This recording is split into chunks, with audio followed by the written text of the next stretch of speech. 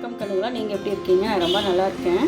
இன்றைக்கி வந்து சுக்குட்டி காய்கன்னு மணத்தக்காளி கீரைன்னு சொல்கிறோம்ல, அதனோட காய்கன்னு. இது வந்து மணத்தக்காளி கீரை வாங்கும்போது, சுக்குட்டி கீரை வாங்கும்போது அதில் காய் இருக்குங்கண்ணே. அது காயை தனியாக நீங்கள் பிரித்து வச்சுட்டு இல்லை குழம்பு வைக்கலாம், புளிக்குழம்பு மாதிரி வைக்கலாங்கண்ணே. அது எப்படி செய்யறதுன்னு பார்க்கலாம் வாங்க, வீடியோக்குள்ளே போகலாம். மணத்தக்காளி கீரை குழம்புக்கு தேவையான பொருட்கள் என்னென்னு பார்த்துடலாம். சின்ன வெங்காயம் வந்து 100 கிராம் எடுத்துருக்கேன்.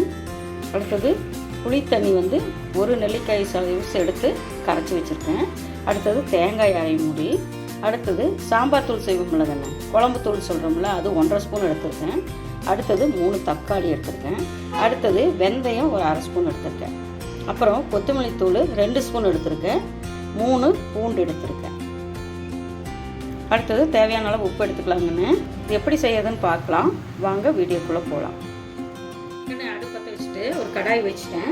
முதல் வந்து இதுக்கு தேவையான மசாலா அரைச்சிடலாங்கன்னு. சின்ன வெங்காயம் போட்டுக்கலாம், கொஞ்சம் எண்ணெய் ஊற்றிக்கலாங்கன்னு. நல்லா வணங்கட்டும் பாருங்கன்னு. தேங்காய் அது கூட வெங்காயம் போட்டு நல்லா வணங்கி இருக்கு. அடுத்தது அதுக்கு மிளகு அரை ஸ்பூன் எடுத்து வச்சுருக்கேன், அதையும் போட்டுடலாம்.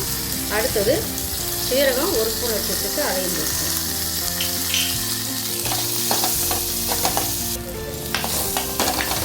இது கூடவே 3 தக்காளியும் போட்டு நல்லா வணக்கிக்கலாங்க. நல்லா வணங்கட்டும். இது கூட கொத்தமல்லி தூள் 2 ஸ்பூன் எடுத்துருக்கேன், அதையும் போட்டுடலாம். அடுத்தது வரமிளகாய் தூள் 1.5 ஸ்பூன் எடுத்துருக்கேன், அதையும் போட்டுடலாம்.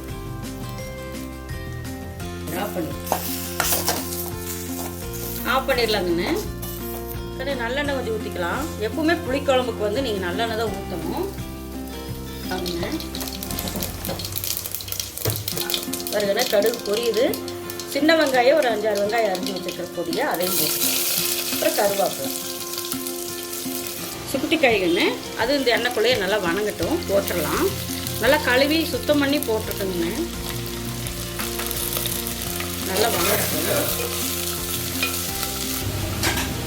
இப்போது எடுத்து வச்ச செலவு உள்ளே போட்டுடலாங்க. அரைக்கிறதுக்கு, மசாலா அரைக்கிறதுக்கு 3 பூண்டு எடுத்து வச்சுருந்தோங்கன்னா அதையும் போட்டுடலாம். இதை அரைச்சிட்டு தக்காளி அரைக்கணும். பார்த்தீங்களா, இப்படி சேஞ்ச் ஆகிடணும். அதுக்கப்புறம் நம்ம அரைச்சிட்டு வந்திருக்க மாட்டேங்குங்க மசாலு, அதையும் ஊற்றிடலாம்.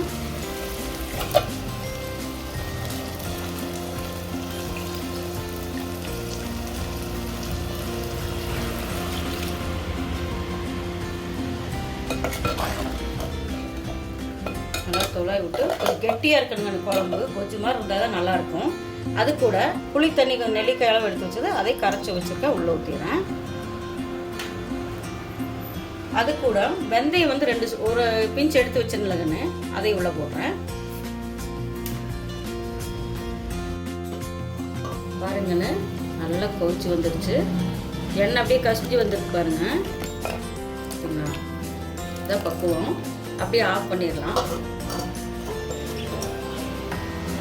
நீங்களும் வீட்டில் ட்ரை பண்ணி பாருங்கன்னு. இந்த குழம்பு ரொம்ப நல்லது உடம்புக்கு. இது வயிற்று புண்ணு, வாய் புண்ணு எல்லாத்துக்குமே இது நல்லது கண்ணு. நீங்களும் ட்ரை பண்ணி பாருங்கள். லைக் பண்ணுங்கள், ஷேர் பண்ணுங்கள், கமெண்ட் பண்ணுங்கள், சப்ஸ்கிரைப் பண்ணுங்கப்பா. பாய்.